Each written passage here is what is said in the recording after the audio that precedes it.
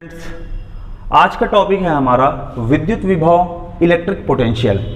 पिछले क्लास तक में हमने विद्युत क्षेत्र, उसके प्रभाव, विद्युत क्षेत्र की प्रकृति के ऊपर स्टडी किया था, पढ़ाई किया था।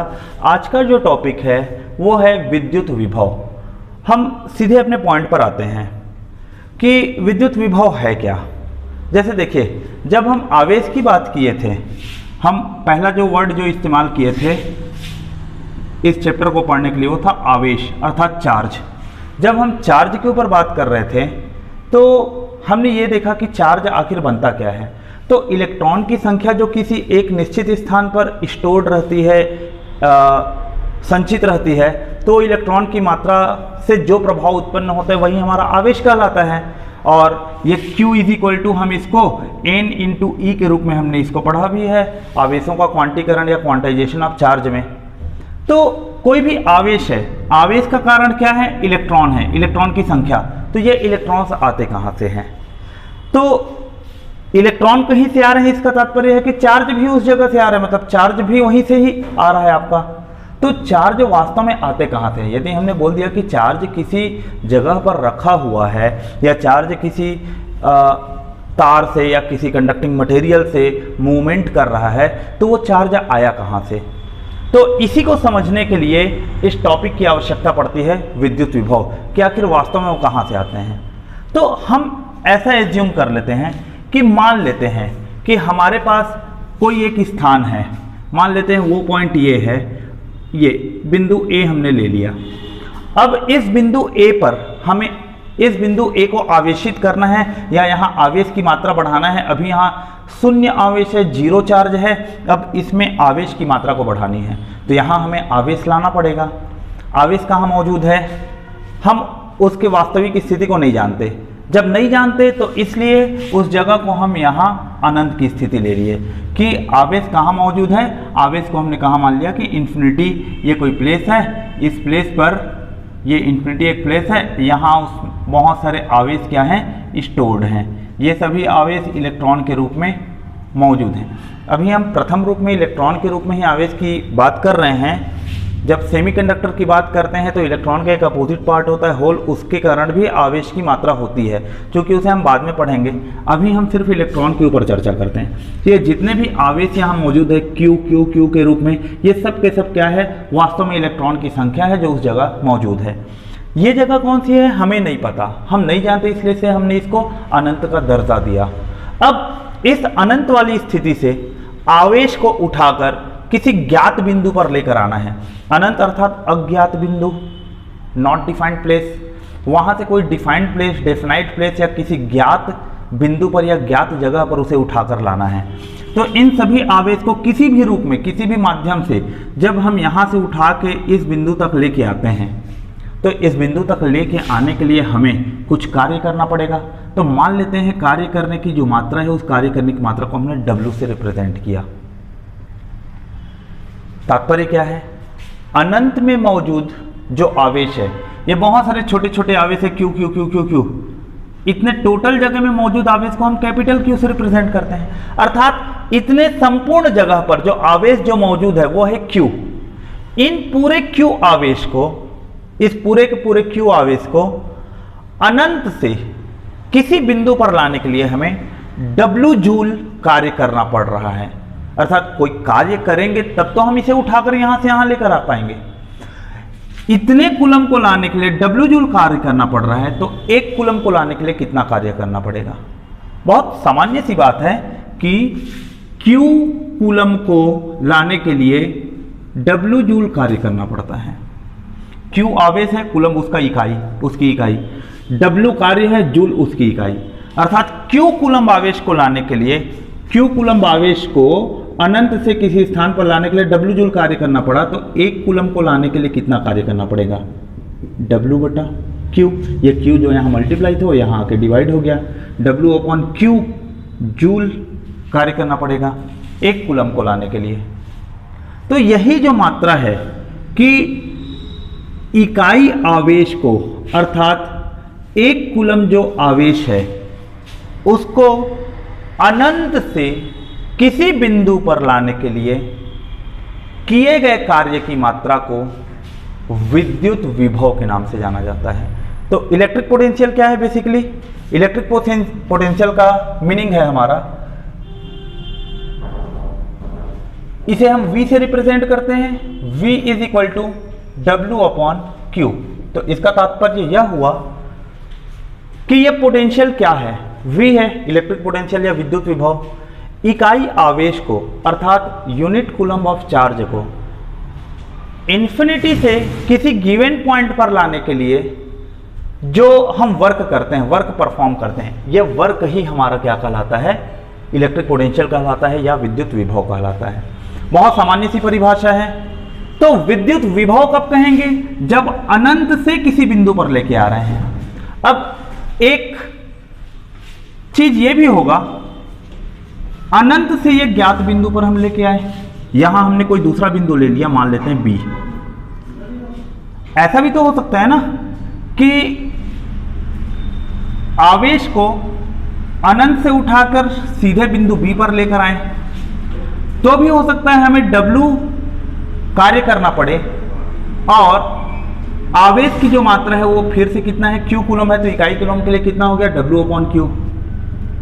एक चीज को ध्यान देंगे, बिंदु A पर लाने के लिए हमें कार्य की मात्रा जो करेंगे और बिंदु B पर ले जाने के लिए जो कार्य की मात्रा करेंगे, इन दोनों में कार्य की मात्रा में अंतर होगा। इसलिए इसको हम WA ले लेते हैं, अर्थात बिंदु A पर ले जाने के लिए किए गए कार्य की मात्रा, और यहां हम इसको WB ले लेते हैं, अर्थात बिंदु B पर ले जाने के लिए किए गए कार्य की मात्रा। इकाई आवेश के लिए निकालना है तो दोनों में हमने Q को क्या किया? डिवाइड कर दिया, जैसे यहां हमने उसको सीखा है। अर्थात इस बिंदु पर लाने के लिए जो कार्य कर रहे हैं प्रति इकाई कूलम WA अपॉन Q है, और इस बिंदु पर लाने के लिए कर रहे हैं वो WB अपॉन Q है। तो निश्चित है जब यदि दोनों में कार्य की मात्रा में अंतर होगा तो इस पूरी क्वांटिटी की मात्रा में भी अंतर आएगा। ये जो क्वांटिटी है WA अपॉन Q, इसको हम बोलते हैं बिंदु A का विद्युत विभव, और ये जो है इसे कहा जाता है बिंदु B का विद्युत विभव। तो VA का मतलब क्या है? पोटेंशियल एट पॉइंट A, अर्थात बिंदु A पर विद्युत विभव। विद्युत विभव बोल रहा हूं तो तात्पर्य है कि अनंत से उस बिंदु तक लाया गया। विद्युत विभव B के लिए बोल रहा हूं, अर्थात अनंत से बिंदु B पर उस आवेश को लेकर आया गया। तो इन दोनों के पोटेंशियल में, इन दोनों को विभव में अंतर भी तो होगा, और वही अंतर हमारा विभवांतर कहलाता है। तो ये जो पॉइंट है, ये जो फॉर्मूला जो हमने बात किया, ये फॉर्मूला है विद्युत विभव को लेकर। अब एक आता है विभवांतर। तो विभवांतर का तात्पर्य होता है कि जैसे हम अपने आवेश को अनंत से A पर लाए और A से B की ओर लेकर जाते हैं, अनंत से A पर लाते हैं और A से उसे B की तरफ लेकर गए, अर्थात बिंदु B का विभव ऋण बिंदु A का विभव। तो ये जो है, ये जो वैल्यू है, यही हमारा विभवांतर कहलाता है। तो ये विभवांतर है जिसे हम इंग्लिश में पोटेंशियल डिफरेंस के नाम से जानते हैं, potential difference VB minus VA।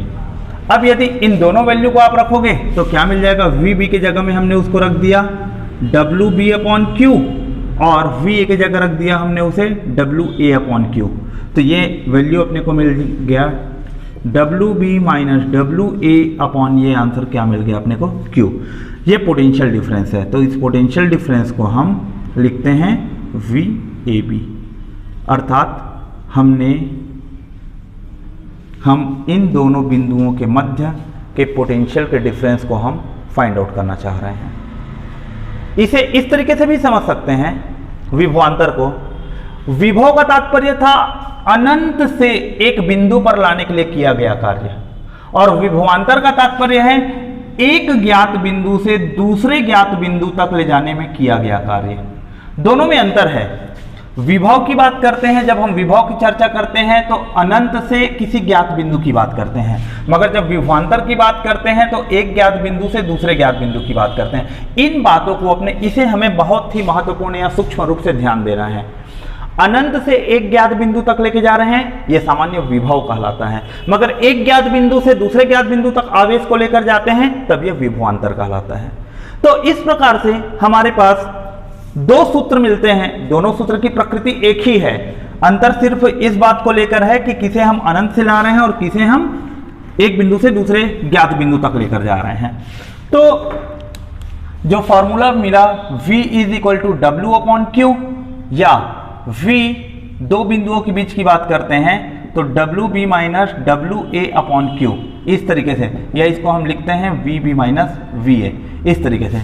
यह विद्युत विभव का सूत्र है, यह विद्युत विभवांतर का सूत्र है। प्रश्न दोनों रूप से आता है, सामान्य विभव के तरीके से भी प्रश्न पूछा जाता है एवं विभवांतर के रूप में भी प्रश्न पूछा जाता है। अभी हम आगे इसके न्यूमेरिकल्स देखेंगे एक दो उसे लेकर। तो ये तो विद्युत विभव का कॉन्सेप्ट हुआ, पोटेंशियल का अर्थ हुआ। तो पोटेंशियल का सामान्य मीनिंग है, सामान्य अर्थ है कि किसी भी स्थान पर कितने आवेश की मात्रा है और उस आवेश को लाने में कितना कार्य किया गया है, वही उस स्थान के विभव को बताता है। ये बहुत ही छोटा सा कॉन्सेप्ट है समझने के लिए। अब हम आते हैं इसके एसआई यूनिट पर। एसआई यूनिट अर्थात इसकी इकाई क्या है विभवांतर के। तो इसका यूनिट होता है वोल्ट। देखिए ध्यान देंगे, वोल्ट एक अलग यूनिट है और वाट एक अलग इकाई है। सामान्यतः चालू भाषा में वोल्ट और वाट को लोग एक ही संदर्भ में इस्तेमाल कर लेते हैं, जो कि प्रत्यक्ष रूप से गलत है। हमें ऐसा नहीं करना है। यदि विज्ञान के विद्यार्थी हैं और पढ़ाई कर रहे हैं तो हमें ध्यान होना चाहिए कि वोल्ट क्या है और वाट क्या है। वाट जो है ये शक्ति का मात्रक है, पावर, जबकि वोल्ट की हम बात करते हैं तो यह विद्युत विभव का मात्रक, इलेक्ट्रिक पोटेंशियल का यूनिट है। तो एक वोल्ट को भी हम V से ही रिप्रेजेंट करते हैं और पोटेंशियल को भी V से रिप्रेजेंट करते हैं, तो इसमें कंफ्यूज ना होना। V मीन्स पोटेंशियल और V वोल्ट का भी साइन है। तो 1 वोल्ट आप विद्युत विभव कब कहेंगे, जब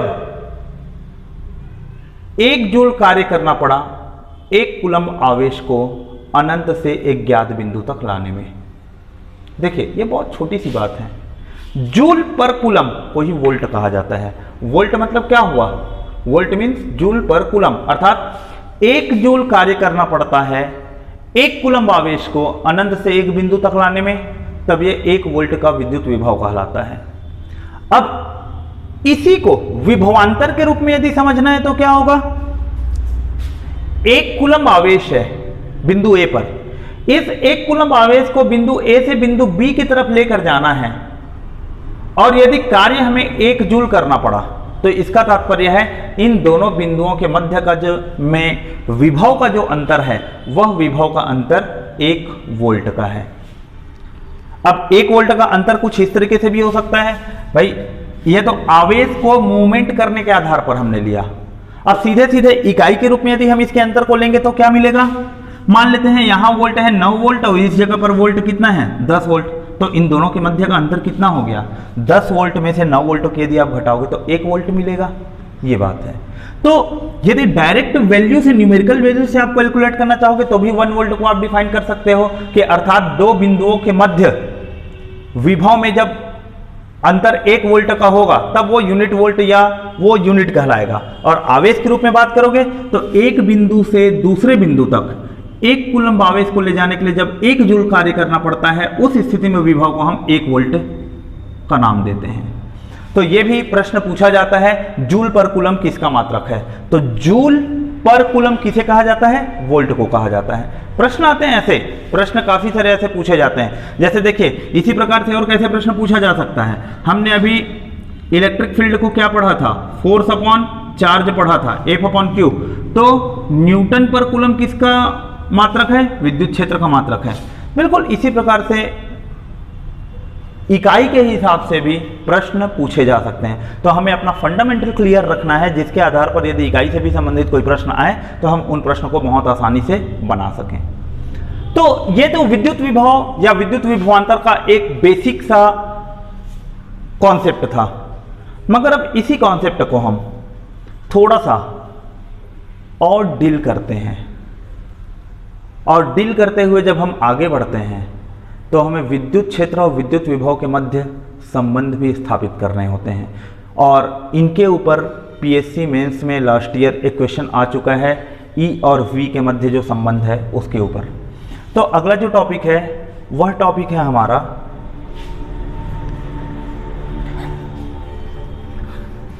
बिंदु आवेश के कारण विद्युत विभव।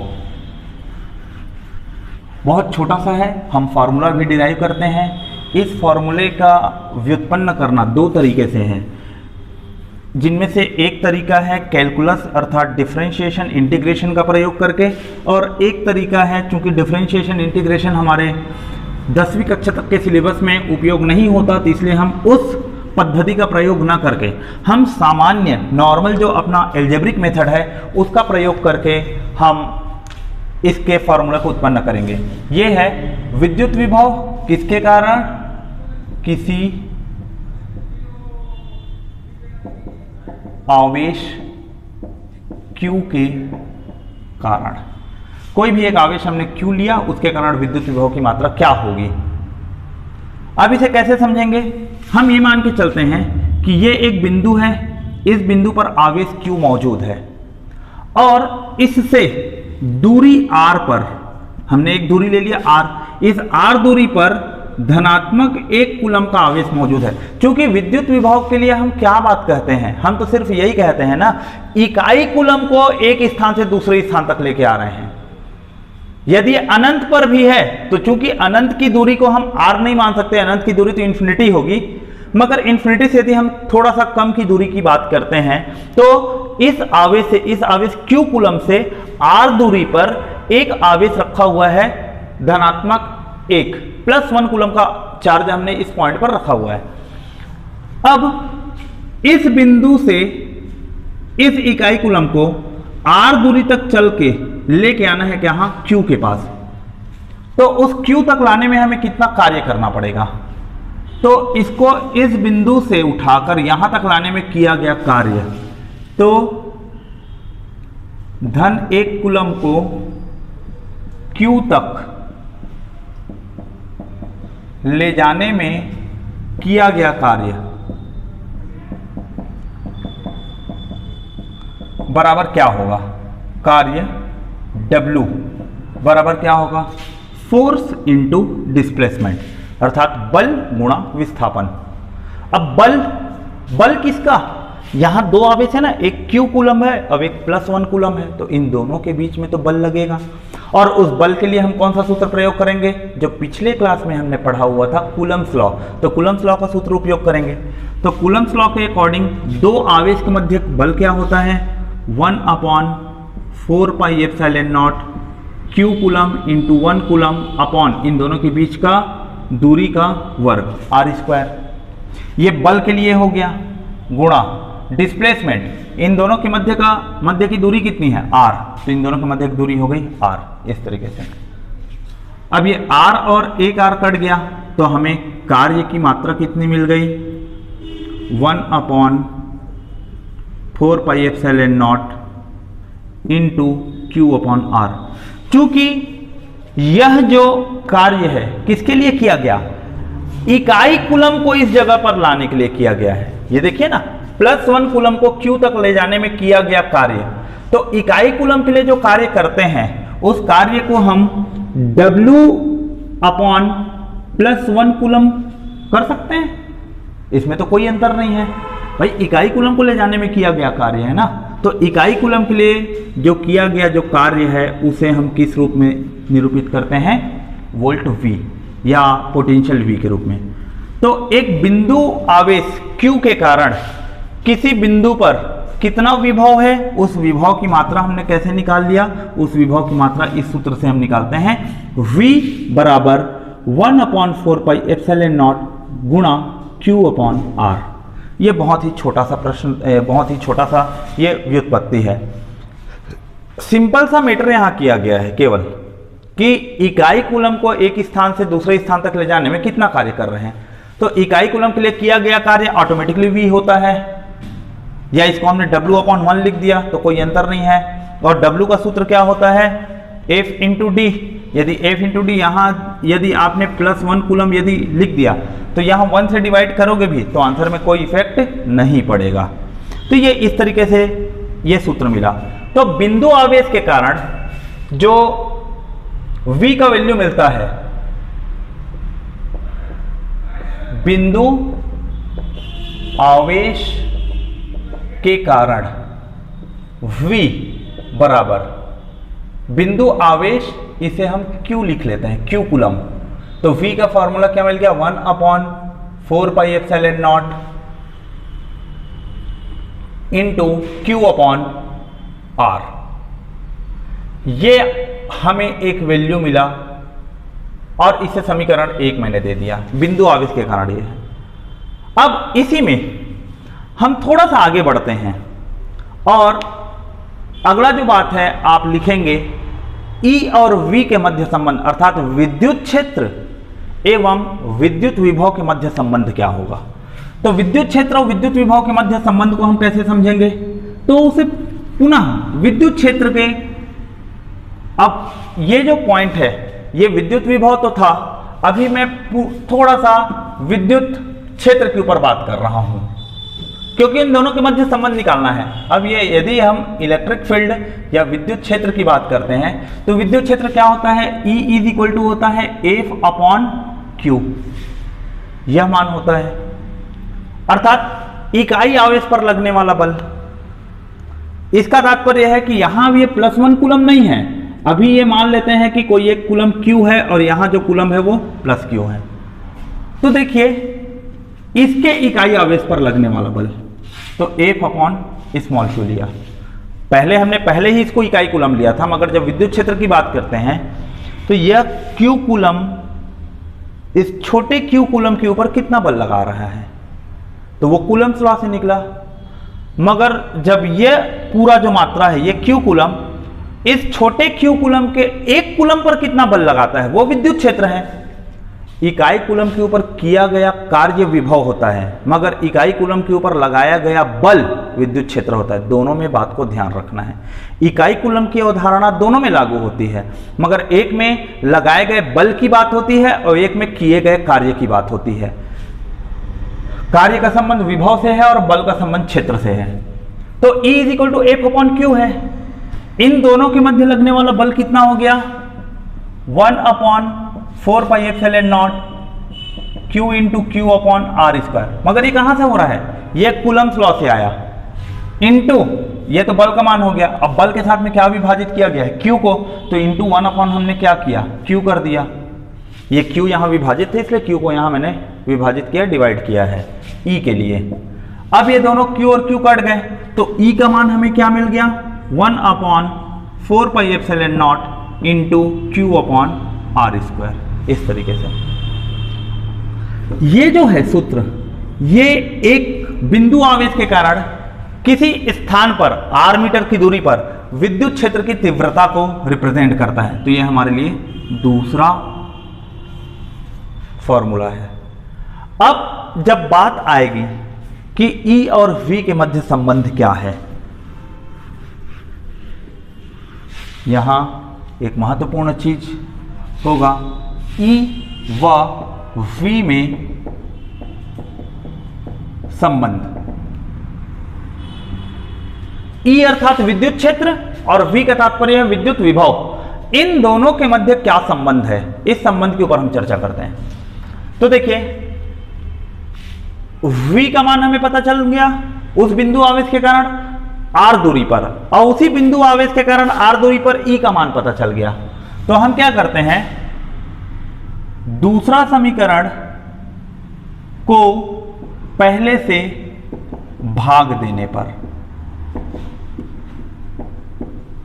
अर्थात समीकरण 2 है उसको समीकरण 1 से भाग दे देते हैं। क्या मिलेगा, समीकरण 2 है E और समीकरण 1 है V। समीकरण 2 है E और 1 है V। E/V करने पर E का मान क्या है, 1/4πε0 इंटू Q/R² और V का मान है 1/4πε0 इंटू Q/R।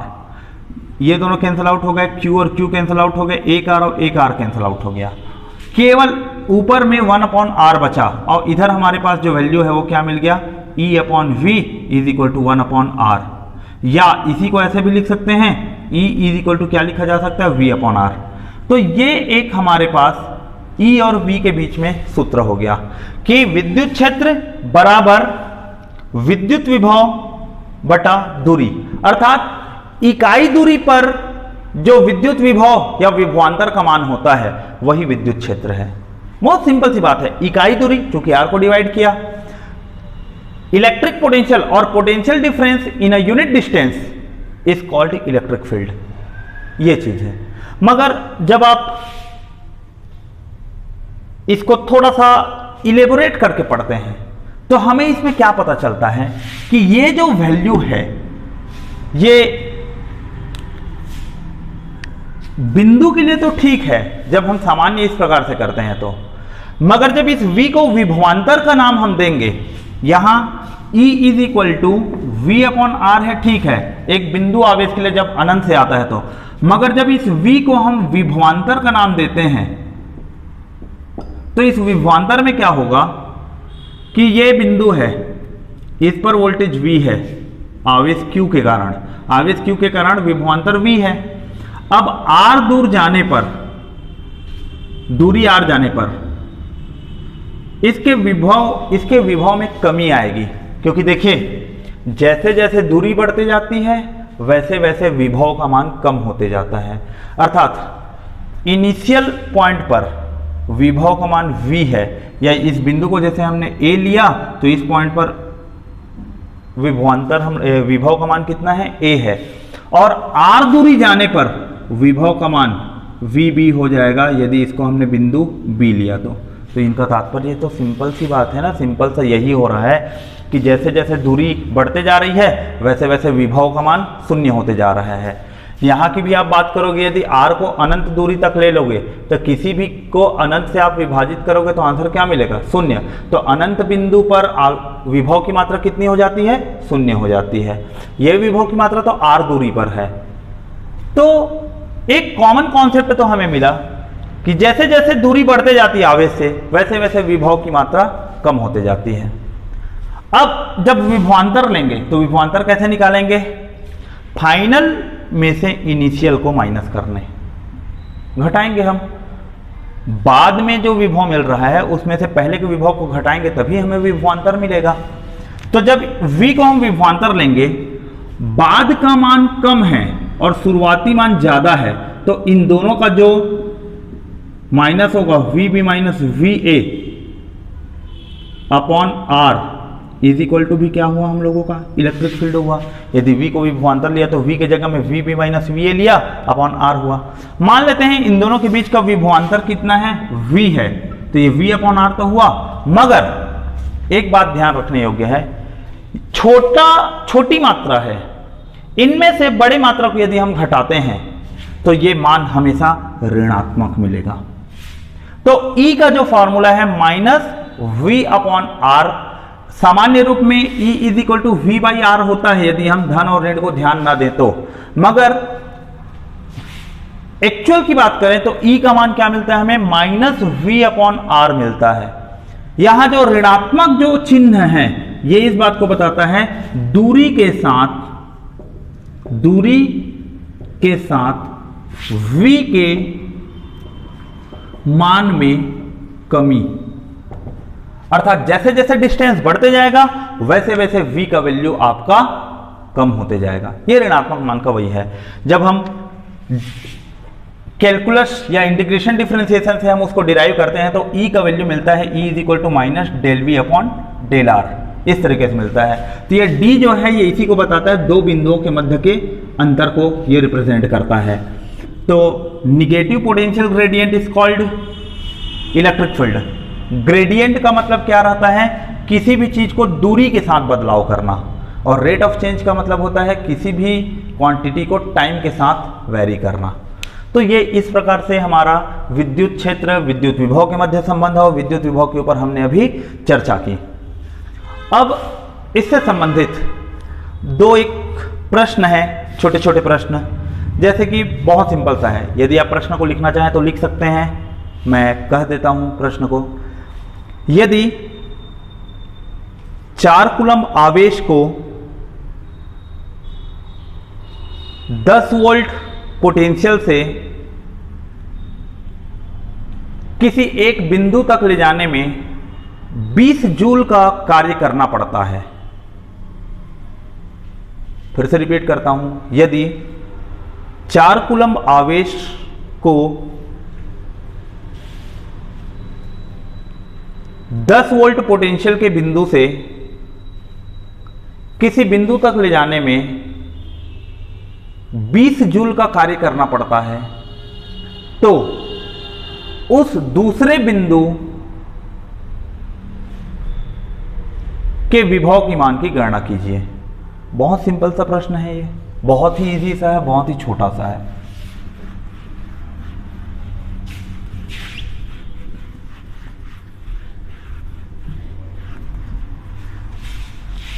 प्रश्न देखेंगे क्या बोला गया। ये एक बिंदु है और ये दूसरी बिंदु है। इस बिंदु पर आवेश का मान है 4 कूलम्ब। इस 4 कूलम्ब वाले आवेश को एक बिंदु A से बिंदु B पर लेकर जा रहे हैं, तो बिंदु B तक लेकर जाने में इसको 20 जूल का कार्य करना पड़ता है। इस जगह का, इस बिंदु का पोटेंशियल कितना दे दिया है? 10 वोल्ट। प्रश्न यही बोला गया है, 4 कूलम्ब आवेश को 10 वोल्ट वाले बिंदु से किसी अन्य बिंदु तक लेकर जा रहे हैं, तो इस अन्य बिंदु का जो पोटेंशियल है वो कितना होगा, इस जगह पर पोटेंशियल का मान क्या होगा, हमें ये पता करना है। वेरी इजी है, ये पॉइंट हम लोगों का क्या हो गया? बी। अब इतने पूरे चीजों में क्या क्या गिवन है, हमें Q का मान दे दिया है 4 कूलम्ब, वोल्टेज एट A का वैल्यू दे दिया है 10 वोल्ट, वोल्टेज एट B का वैल्यू अपने को ज्ञात करना है, और वर्क डन कितना दे दिया है अपने को? 20 जूल, 20 जूल दे दिया है।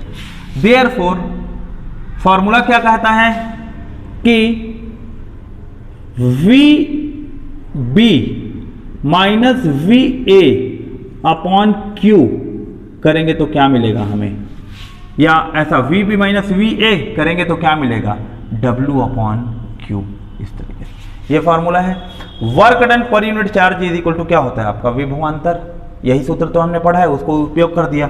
VB का वैल्यू अपने को पता करना है, VA का वैल्यू है 10 volt is equal to W दे दिया है अपने को 20 जूल, और Q का वैल्यू है 4 कूलम्ब। 4 एकम 4 पंचे 20, तो ये मिल गया 5 जूल पर कूलम्ब। इसे आप क्या लिख सकते हो? 5 वोल्ट लिख सकते हो। माइनस 10 वोल्ट यहां से ट्रांसफर करके ले जाओ, ये प्लस हो जाएगा, तो वोल्टेज B का वैल्यू कितना मिल गया आपके पास? 5 + 10 इज इक्वल टू 15 वोल्ट। अर्थात यह जो इस बिंदु का जो आवेश है, इस बिंदु का जो विभव है, वह विभव कितना मिला हमें? 15 वोल्ट मिला। तो ये जैसे प्रश्न था, कुछ आंकिक मान दिए हुए थे और एक और गिवन चीज हमें कैलकुलेट करना था, हमने निकाल लिया उस चीज को।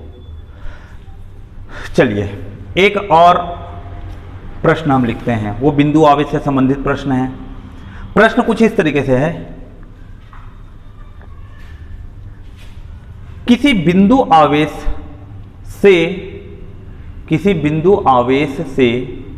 0.1 मीटर की दूरी पर, किसी बिंदु आवेश से 0.1 मीटर की दूरी पर विभव का मान 50 वोल्ट है प्लस 50 वोल्ट है। उस बिंदु पर आवेश की गणना कीजिए एवं आवेश की प्रकृति भी ज्ञात कीजिए। ये जो फॉर्मूला है, इस फॉर्मूले पर आधारित है ये प्रश्न। बहुत सिंपल सी बात, बहुत छोटा सा क्वेश्चन ये भी। एक हमें बिंदु आवेश दे दिया गया है, मान लेते हैं आवेश Q है। इस बिंदु से 0.1 मीटर की दूरी पर कोई एक पॉइंट है, और इस पॉइंट पर वोल्टेज का वैल्यू कितना दे दिया है? प्लस 50 वोल्ट दे दिया है हमें, धनात्मक 50। बोला गया है इस बिंदु पर आवेश की मात्रा कितनी है। देखिए, जब कभी भी आप प्रश्न पढ़ेंगे, प्रश्न लिखेंगे, तो जब बनाने के प्रयास करेंगे तो आप उसे पहले चित्रात्मक रूप में निरूपित कर लीजिए, क्योंकि जब आप इसको डायग्रामेटिक फॉर्म पे लाएंगे तब आप प्रश्न के महत्व को और प्रश्न में छुपे क्या दिया है और क्या निकालना है, इस चीज को आप आसानी से ज्ञात कर पाएंगे। तो यहां ये जो बात किया गया है कि इस जगह पर, यहां बिंदु पर Q कूलम्ब आवेश है और उससे 0.1 मीटर की दूरी पर धनात्मक 50 वोल्ट है, प्लस 50 वोल्ट का विभव है। तो इस बिंदु आवेश की गणना कीजिए। तो बिंदु आवेश के कारण किसी दूरी पर विभव का सूत्र क्या है? V = 1/4πε0 × Q/R। V = 1/4πε0 into Q/R। जो वैल्यू दिया है आप पुटअप कर लो। V का मान plus 50 volt is equal to 1/4πε0, इतने टोटल का जो मान होता है ये है 9 इंटू 10⁹9। कूलम का मान अपने को ज्ञात करना है तो Q और R का वैल्यू है 0.1 मीटर। स्टैंडर्ड फॉर्म मीटर पे ही रखना है, दशमलव को आप सेंटीमीटर में नहीं बदलेंगे। अब इसे सॉल्व करेंगे तो ये क्या मिल जाएगा हमें उत्तर, इतने पूरे मान को आप यहाँ लेकर आ जाइए और 0.1 को ऊपर ले जाकर मल्टीप्लाई कर दीजिए। तो Q का मान कितना मिल गया, 50 गुणित 0.1/9 गुणा 10⁹9, इस तरीके से। अब ये 10⁹9 को ऊपर ले गए तो ये मिल गया 10⁻9। पॉइंट 1 को हम क्या लिख सकते हैं, 10⁻1, 10⁻1 और 10⁻9, ये दोनों मिलकर आपके पास मिल गया 10⁻10। अब 50/9 को आप हल करेंगे तो 9 एकम 9 पंचे 45, 5.55 समथिंग जाएगा ये।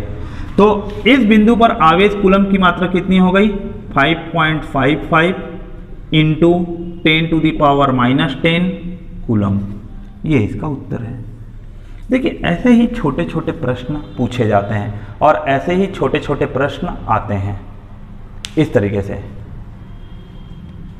पिछले मेंस में जो क्वेश्चन पूछा गया था वो ये प्रश्न कंप्लीट हो चुका है। पिछले मेंस का प्रश्न है, प्रश्न में डिजिट में चेंजेस आ सकते हैं मगर मैं जो बोलूंगा मगर प्रश्न की प्रकृति समान है। प्रश्न कुछ इस प्रकार से था कि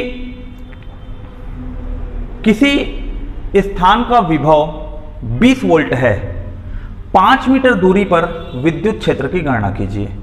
यह प्रश्न इस प्रकार से था। हो सकता है न्यूमेरिकल डिजिट्स में कुछ अंतर हो मगर प्रश्न की प्रकृति बिल्कुल ऐसे ही है। किसी एक बिंदु पर दिए गए विभव का मान 20 वोल्ट है, 5 मीटर दूरी पर अर्थात इस बिंदु से 5 मीटर की दूरी पर विद्युत क्षेत्र की गणना कीजिए। देखेंगे ये बिंदु है, इस बिंदु का विभव हमें 20 वोल्ट दे दिया है और बोला गया यहां से 5 मीटर की दूरी पर हम इस स्थान पर पहुंचते हैं, इस स्थान पर विद्युत क्षेत्र का मान क्या है। वेरी इजी है, V का वैल्यू दे दिया है आपको 20 वोल्ट, R का मान आपको दे दिया है 5 मीटर, इलेक्ट्रिक फील्ड का वैल्यू अपने को पता करना है। तो E का फॉर्मूला क्या होता है, V/R। तो V है 20 और ये है 5 वोल्ट अपॉन मीटर, तो ये आंसर कितना मिल गया, 4 वोल्ट पर मीटर। जब विभवांतर घटने की बात करते हैं तो यहां चिन्ह क्या लग जाएगा, ऋणात्मक, यहां भी चिन्ह क्या होगा, ऋणात्मक। तो इलेक्ट्रिक फील्ड का वैल्यू जो मिल रहा है -4 वोल्ट पर मीटर, इसका तात्पर्य है कि इस बिंदु से जैसे जैसे हम जाते जाएंगे प्रत्येक मीटर पर 4 वोल्ट का विभव क्या होते जाएगा, कम होते जाएगा। इसका तात्पर्य यह होता है। तो विद्युत क्षेत्र का एक इकाई तो था आपका इलेक्ट्रिक फील्ड का एक इकाई था न्यूटन पर कूलम और एक इकाई हमें मिल गया वोल्ट पर मीटर। तो ये इस प्रकार से भी प्रश्न आया हुआ था। इलेक्ट्रिक फील्ड और V का तात्पर्य यह होता है कि वोल्टेज पर मीटर में जैसे जैसे घटते जाता है वो घटने का दर ही विद्युत क्षेत्र कहलाता है। तो ये इस प्रकार से है। तो हमने मेंस में आए हुए प्रश्न के ऊपर भी ये भी चर्चा कर लिया, कुछ जो महत्वपूर्ण प्रश्न थे उनके ऊपर भी बात किया। तो ये विद्युत विभव की बात की हमने। अब विभवांतर के ऊपर भी चर्चा कर लिया। विद्युत विभव का टॉपिक विभवांतर, E और V में संबंध, ये हमारा समाप्त होता है। अगली क्लास में हम विद्युत धारा के ऊपर चर्चा करेंगे और विद्युत धारा के साथ हम ओम्स लॉ, रेजिस्टेंस और रेजिस्टिविटी, इन तीनों टॉपिक के ऊपर हम चर्चा करेंगे। धन्यवाद।